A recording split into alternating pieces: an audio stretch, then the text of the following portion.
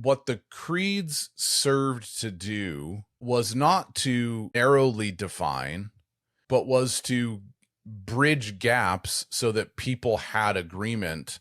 What we try and do is I think one of the distinctions today is we try and narrowly define, whereas there they were going, here's the point of agreement. Anything else is fair game. You can disagree on anything else. Right. But here, this is our common point of agreement. Yeah. Right? The Nicene Creed, Jesus is fully God and fully man, right? That's essentially the Nicene Creed is Jesus is not less than God, he's fully God. Chalcedonian Creed is he's fully man in the sense that he has a will, and he's fully God in the sense that he has a will. So what they're doing is they're going, let's define this and give ourselves common language so we can talk about these things, and then everything else we can disagree on. And there was major disagreements on lots of other points of doctrine. But that was okay, right? That was okay, as long as it wasn't those points. These are the points that are non-negotiable.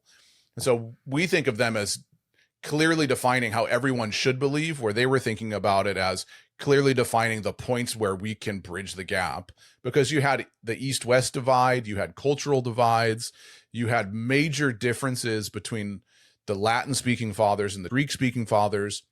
Both of those languages were very, very different in how they defined terms, the specificity of some, and the kind of the vagueness of some, so that the languages themselves created a cultural divide.